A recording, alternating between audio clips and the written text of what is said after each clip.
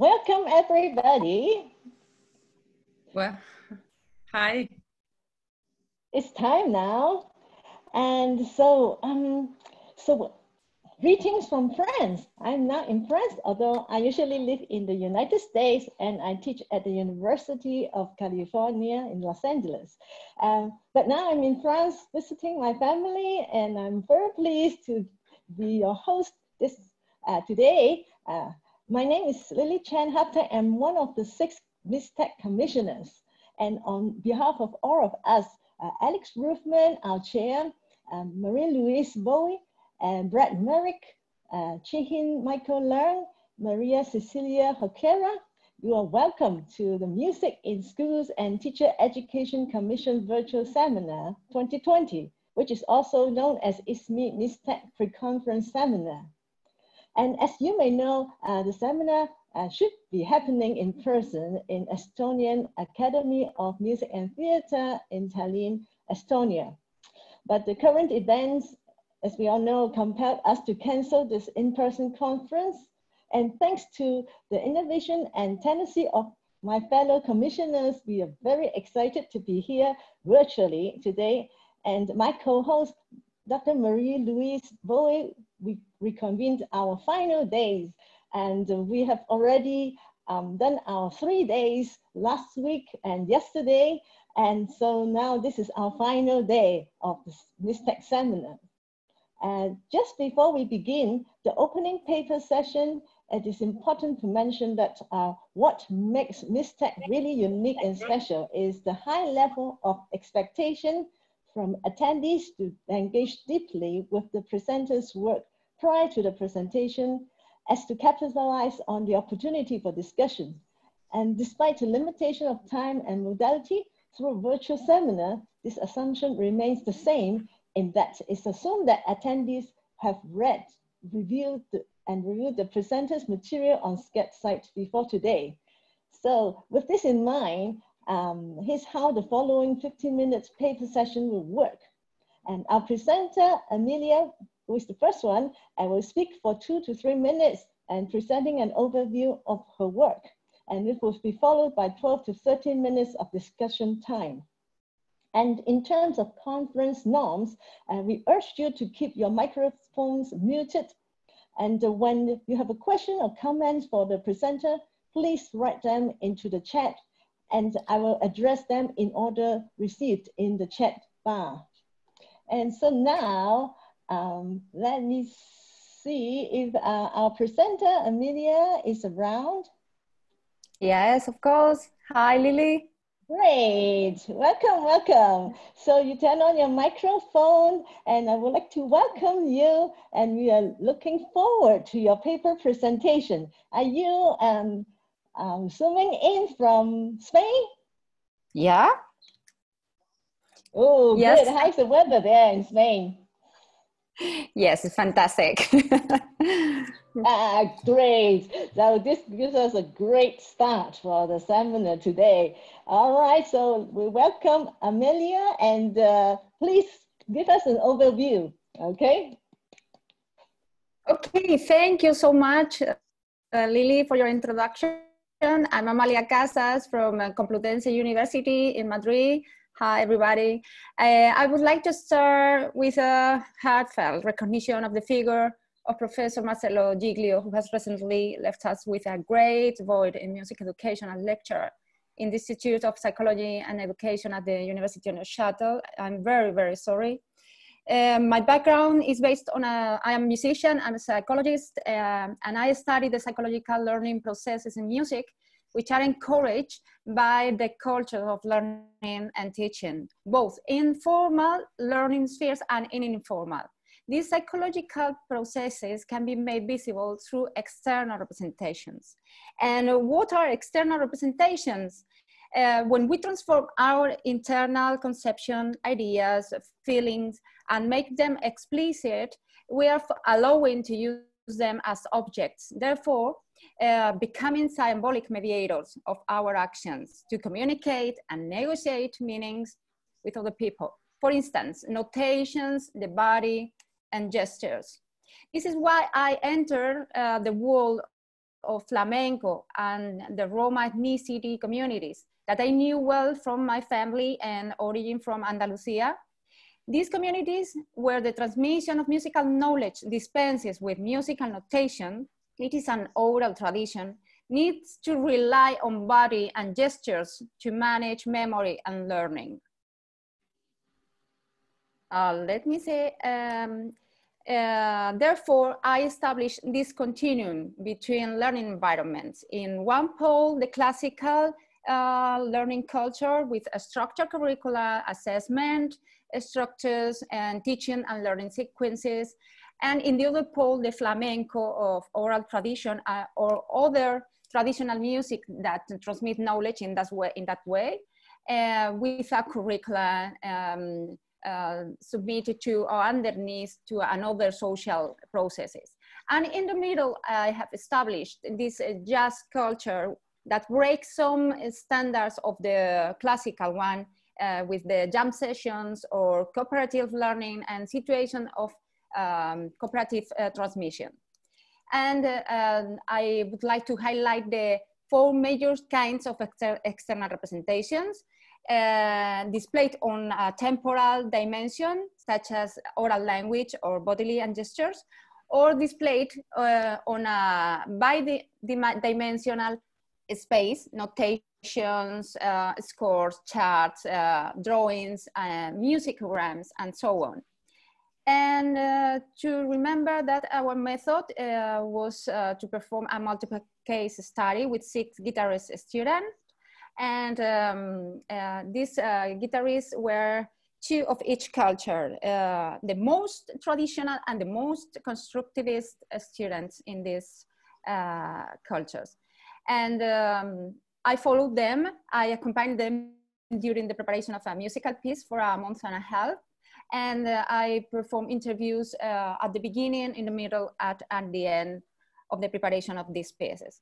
Then we applied the system for analyzing the practice of instrumental lesson that we have recently published in Spanish, but hopefully we will publish in English next year. And focus in these 3 essential components of every learning situation: the results, or what are we learning, the processes, or how we are learning, the attention, memory, motivation, self-regulation, and so on. And the conditions: where, when, with whom, with what resources, and so on. The summary of the findings, we have found these different uses of the body from the 3 cultures when they speak in the interviews and when they practice music. The fusion of verbal mind and body in flamenco learners, when they are talking, always are playing the guitar underneath verbal speech, playing at the same time that they are talking. But not in jazz or classical musicians whose verbal speech predominates. The posture when playing, for example, was open for classical and flamenco and closed for jazz musicians, coinciding with a need to take the music from inside themselves in improvisation, different to play it from a score in classical one or as a copy of the teacher in flamenco learners.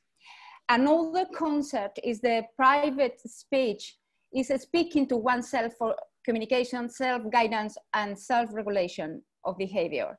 I have made a correlative music that I have called private singing. We have published a paper with that in Musica Essenziale, highlighting breathings, guttural sounds, whisperings, humming, whistling, and singing.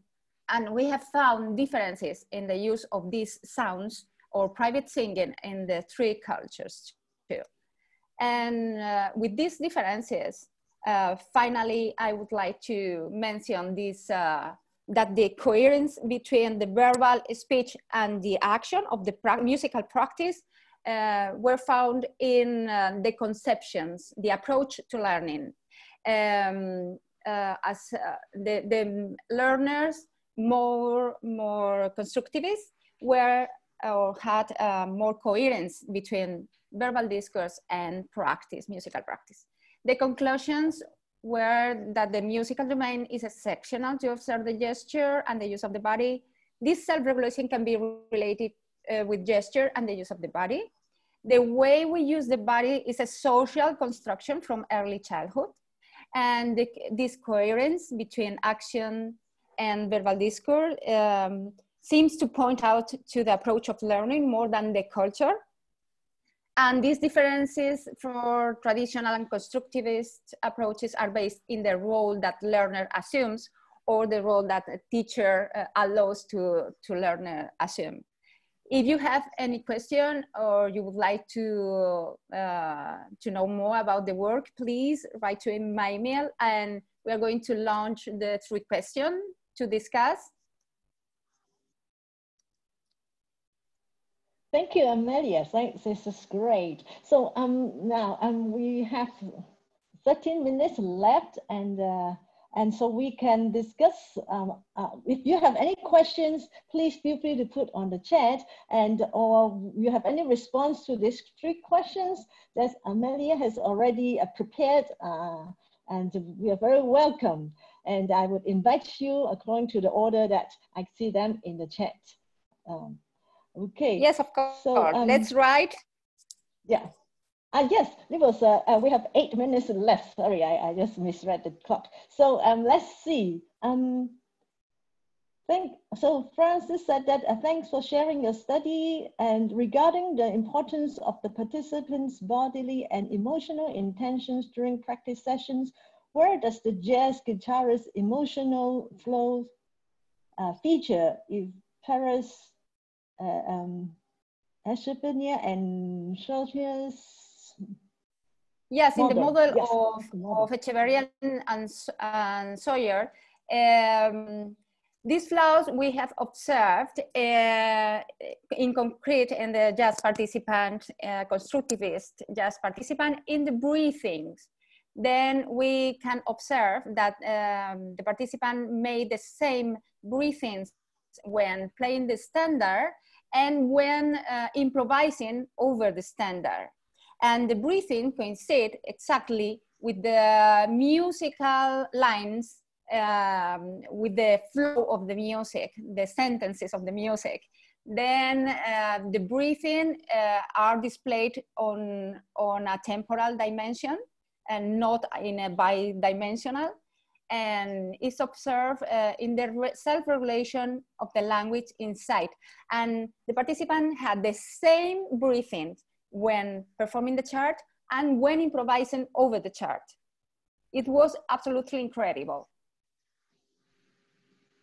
Mm-hmm.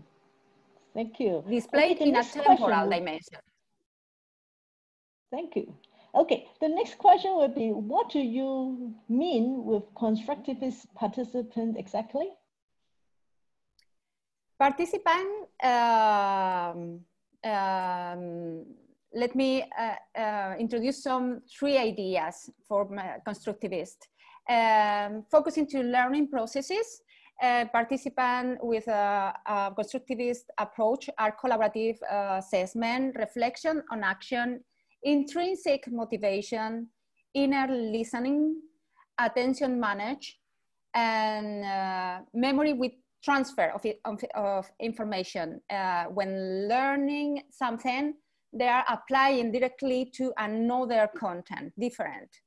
And by contrast, the traditional are focused on repetitive rehearsal, extrinsic motivation, pursuing something that is after the process of learning, not in the process, inside the process, that is intrinsic motivation.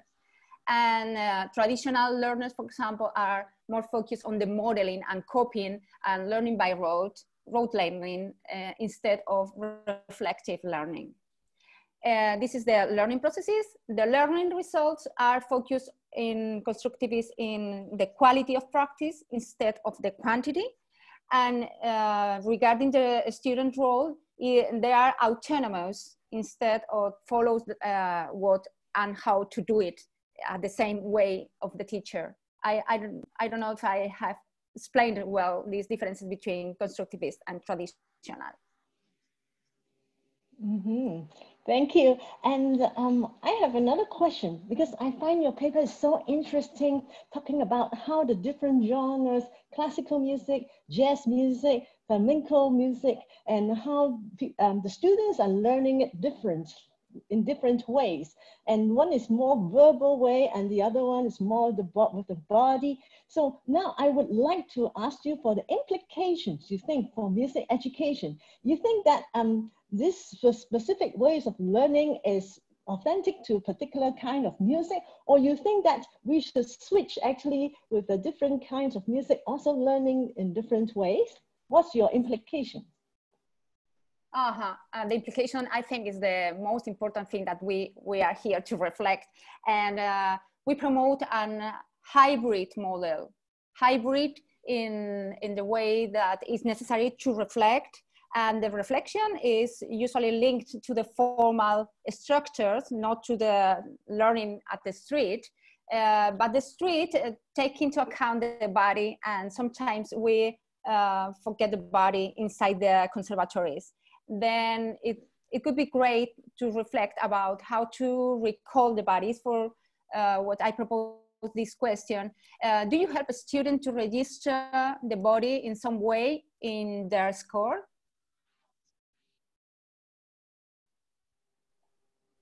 Mm-hmm. Yes. Have anyone thought about this question, how to register, how to annotate the body in the score? Or we can use nowadays multiple kinds of software to annotate over the video, on the video, with links. Mm-hmm.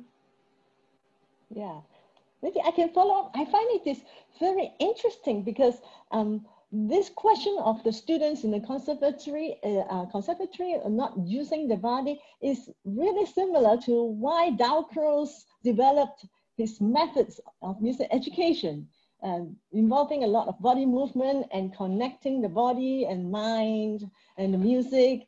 And so it sounds like this is not a new problem. It has been an old problem for a while. So do you think that or is this actually a problem? Or I don't know, I want to hear what you feel about it. Yeah, it's true that Dalcroze talked about that many years ago, but the problem that sometimes when we use the body automatically, like copying a master or something like that, the master rarely suggests the student to reflect about how they have used the body. It's only to repeat movements or repeat exercises, but not with an activity of reflection about this use after that. I see. Very interesting.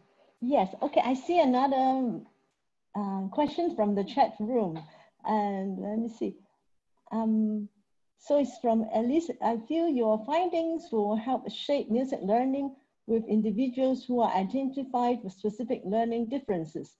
Have you been able to articulate how beneficial your work will be for exceptional learners across cultures and contexts?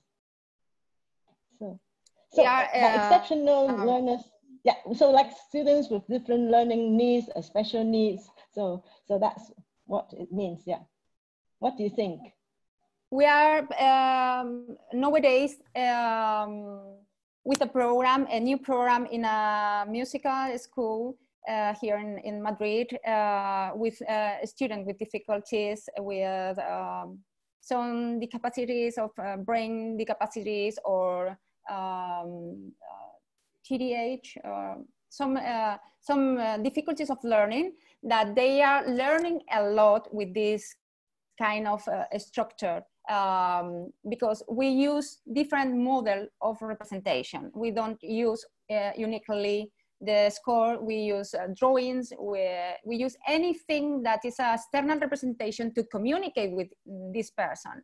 Then we can use even the wave of the sound to think about, to reflect about how I'm producing this sound, how I would like to create a new sound. then it's very useful for these persons. Mm-hmm. Thank you very much for your presentation. I see that there are still a bit more questions on the chat, but unfortunately, we ran out of time for this session. And so you can continue to chat, and or in future, we can continue the conversation on our MISTEC Facebook page, and we can continue to keep in touch. But thank you so much for presenting your very interesting work. This is amazing. Thank you. Thank you. Thank you, Lily. Thank you. Okay, so we move on to the next sessions. So this is a very special session. So this is a session that we have newly added to it. It's a commission interactive discussion. So I would like to introduce you to our commissioners. Alex Ruthmann is our chair, and Marie-Louise Bowie and Brett Merrick, and Chi-Hin Michael Leung, and Maria Cecilia Hoquera. So together we have a discussion session, right? So pass on to Alex, please. Hello, welcome everybody. It's good again to see me back for your first session, some of you for the first, so we welcome all of you. And we thought we'd take advantage of a change in the schedule to open up a discussion with all of you around some of the challenges and opportunities we've been facing teaching music and preparing teachers online during this during the time of COVID-19. And so what we'd like to do is we also want to test this as an experiment as well, that I'm going to ask a couple questions and have my fellow commissioners kind of chime in a little bit.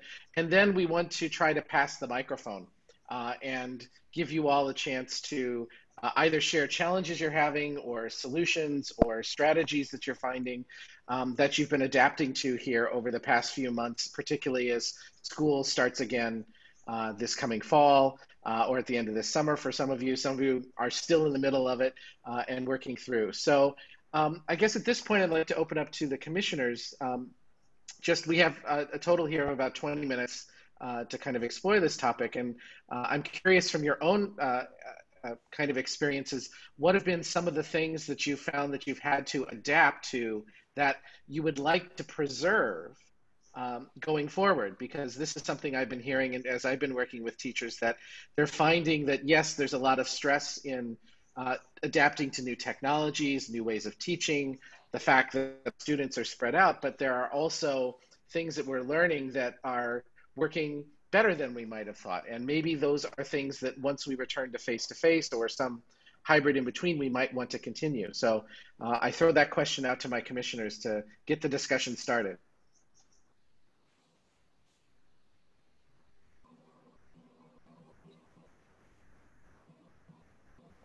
Okay, Alex. Hi, everyone. Brad here from Melbourne, Australia. Nice to see you all. Early morning here. Look, a few things I've found is it's been a terrific opportunity to not just think about doing things differently, but also to just reflect on the importance of being very, very clear about how we articulate learning in music and what it actually looks like. So for me, it's provided new challenges, but also it's been a terrific opportunity to reflect deeply on how we teach. So I just want to chime in with three things. I presented the other week at another online conference, but the three things I've been using is the metaphor of 3 C's. And the first C is the clarity. So I really had to think about how clearly I teach.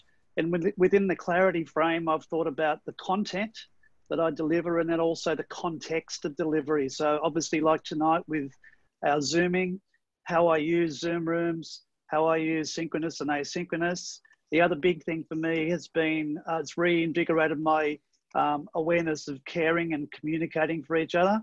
So really taking the time to listen to each other. And I've found more students that actually come into discussions through the online forum. And I think that's a really powerful thing we could sustain and keep going forward.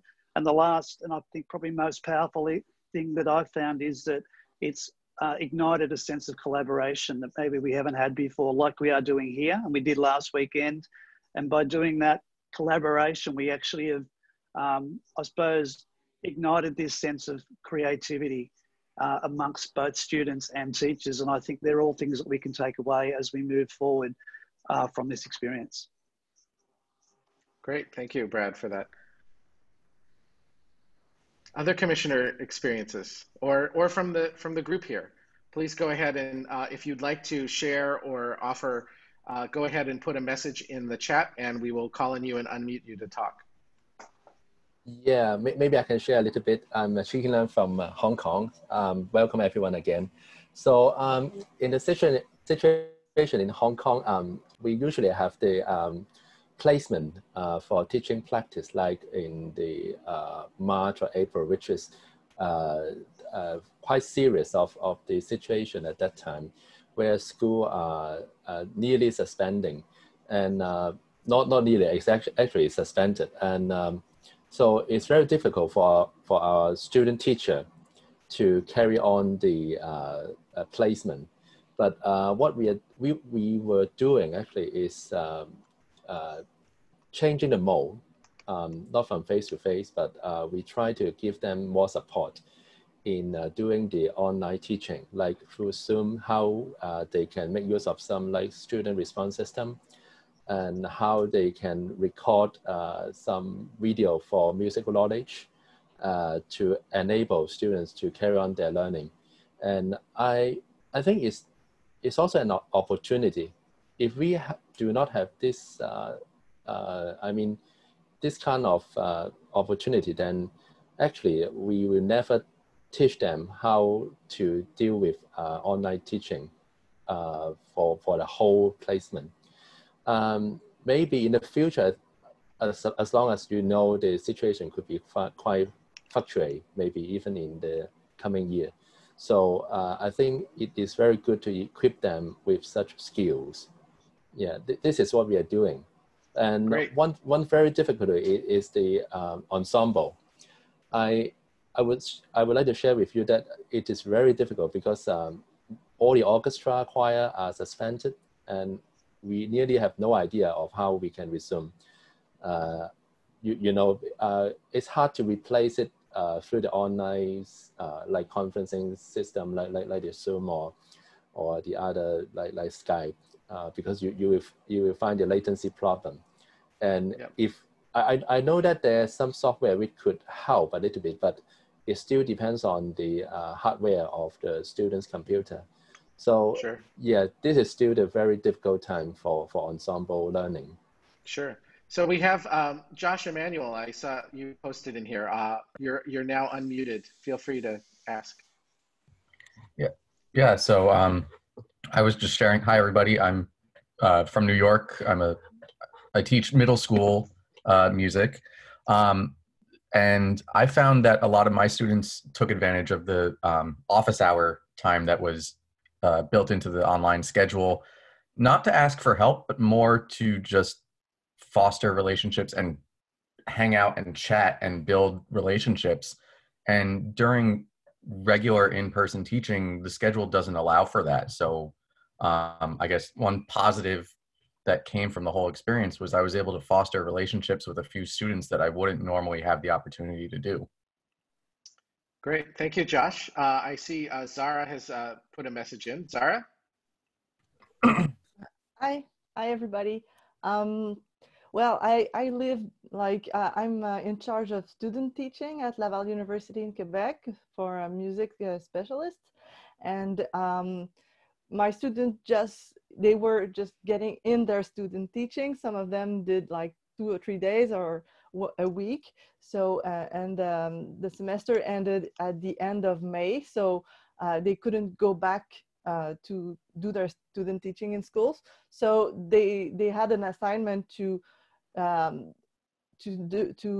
say what they would do if they were to teach in this COVID environment. So we had lots of really wonderful videos and things that they did, like they learned how to use multi-screen videos, and they learned lots of stuff. They shared, and it was really, really nice. Also, we had a class that we were supposed to do in class, so we did all by video, and it was great. So we got through it, And I don't know if you're aware of it, but we opened the elementary schools in Quebec for 6 weeks at the end of the year.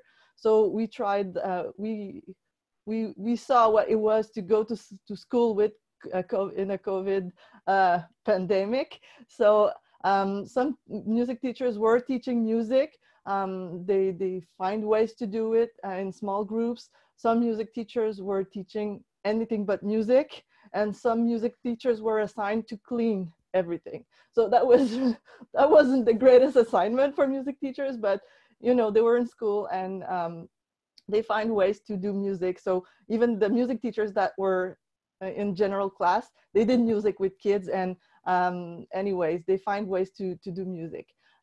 So we're gonna see what's gonna happen for the fall semester.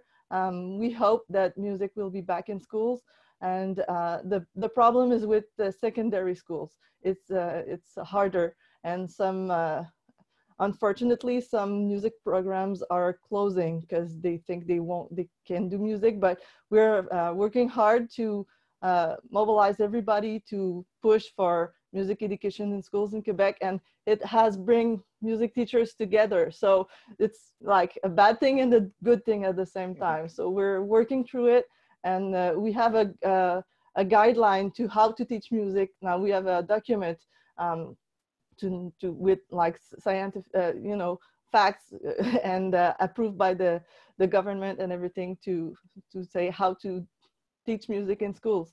So Great. that's what's happening in Quebec. Thank you. And we have a perspective from Dr. Elise Sobel as well. Feel free to share, Elise. Yeah. Greetings, everyone. I spoke in the chat about how the social aspects of integrating the communities, whether it's the faculty meetings or the student meetings, have really been enhanced through this COVID experience. Supporting everything that Brad had, all the C's that Brad had talked about, I found that to be true. The creativity, the connectivity, issues though with that Commissioner Chen spoke about with the improvements of music making per se. We're on a roll with this. I know with Alex leading in the field that we're going to find great solutions for this. But the most important thing that we're going to take away into the fall, and yet New York City schools has not, they're still awaiting to see the individual plans that the principals are coming up on the 3 options that our students were given, which is totally remote, blended, or face-to-face. So each principal has to submit how they're going to do it. And unfortunately, many of the music teachers, their rooms are going to be used for the reasons of space, and they'll be pushing into the classes. So that's evolving, but I think going forward, this period will help us reshape a much more integrated way of teaching and learning through music. And so, you know, every stumbling block can become a stepping stone. And I guess we should look upon gratitude as this opportunity for our creativity to really soar. Great. Thank you, Elise. The next question is from Matthew. Go right ahead. Thank you. Hi, everybody. So my name is Matthew, and I teach middle school in New York State in Scarsdale. Now, in Scarsdale, we're right next to New Rochelle, which is really the epicenter of this whole thing in New York. We were one of the first school districts to close our doors and go right away to synchronous learning and e-learning with our students. So as an orchestra teacher with grades 6, 7, and 8, admittedly, before this time, I always kind of wondered, well, what would happen? What would we do if we didn't have the traditional orchestra concert? What would that be like for our students without the pressure of actually doing that? Because there's both a beauty and a limitation to that infrastructure. So after doing some units on music and wellness, Yo-Yo Ma had tweeted a Songs of Comfort project, and we kind of engaged with that of what is music and wellness and how do they relate to one another. And students developed their own playlists of music and wellness and interviewed other people and their families virtually if they could. Our teachers actually put their own wellness playlists up online, and we kind of bonded together as a community over how music can actually touch us in some of these very challenging times. A culminating project was my students uploading their own Songs of Comfort, which is really spectacular. So really at the heart of this for us was jumping into project-based learning in a way that was relieved from the pressure of the traditional infrastructure of what we do. We started on a unit with, let's say, science and physics and sound and music theory, how not only how our instruments function, but how they work when we learn together and play, let's say, a major chord. The students were really interested to learn about Pythagorean tuning. And then as one of the next things we did, we actually built our instruments at home. We used home found materials, and then we performed for each other by either playing simple songs or composing our own songs that we created at home. So it was really interesting to take away the infrastructure and then to also innovate, using it as an opportunity to innovate, which really raises the question, that could be a concert, couldn't it? If we all came back and were to each feature our own projects, all of a sudden the infrastructure and paradigm of what we call orchestra could actually take on a whole other fruitful dimension of learning and performing. Great, thank you, Matthew. And we're also fortunate to have a music education pre-service teacher with us, Lexi from the Shanghai Conservatory of Music. So go right ahead, Lexi, and share your perspective. Hi everyone. Welcome. Yeah, great. I'm Lexi. I'm currently a graduate student in Shanghai Conservatory of Music. We're currently, me and my teammates, we're currently doing research on the online teaching, especially in music education major or music major in higher education, especially in conservatory. So it turns out that the teachers mainly have this problem that they had difficulty to, elaborating extremely clear enough for their students. You know, in online teaching, especially for music, I think it's mainly because this subject that we have some space in real space that we can talk through your body, through singing or other ways, but only in online you're limited to talking. So mainly teachers have this problem, and I think actually it's a requirement for teachers in the future that how could you like refine your pedagogical competence. Yeah. Great. Thank you. Thank you, Lexi. And I think we have time for maybe one or two more. Tamara, you put a, go right ahead. Thank you. One of the interests, I'm a teacher of pre-service music teachers, and I'm out here in California in Long Beach. Good morning. And one of the things that happened is when we went online, we really decided to go with the whole co-construction of content and processes with the students. And maybe I should say I did, because we had already entered into a part of our semester where we were creating and doing some mini compositions and things like this. So I totally redesigned the rest of the semester so that the students were kind of forced to collaborate, but they had fun collaborating because they were missing their peers. So they would work on their own compositions, but they would have to debrief with a partner or a group of people. They go into breakout rooms and talk about their pieces and play them and get ideas from each other. They did video blogs for assignments to discover about each other and each other's way of going about composition. They also discovered that some of the unknown backgrounds of some of our students, and we ended up having a couple of producers in our class who then took all of the works and combined them and helped students develop their own individual composition, which was really fun to see. And we ended up having an online concert at the end of the semester. But a key for us were the creative processes and the collaboration, and then developing that student agency. The students remained engaged and actually were probably even more engaged than they would have been if we were person to person. Great. Well, thank you, Tamara, and thank you to all of you for sharing your perspectives and what you're learning Unfortunately, we're running out of time on this session, but we do encourage you to continue to post your questions here in the MISTEC Facebook group. And fortunately, because everybody's been at home and online, there are many, many support groups online, on Facebook, on Twitter, on other platforms where people are openly sharing resources and learning from and with each other. And we encourage you to continue to share your best practices as you negotiate and balance this very interesting and challenging time. So thank you to everybody. And Lily, it's back to you. Thank you. So now we have a 10 minutes break, and we will come back 10 minutes to start our poster session. Thank you very much.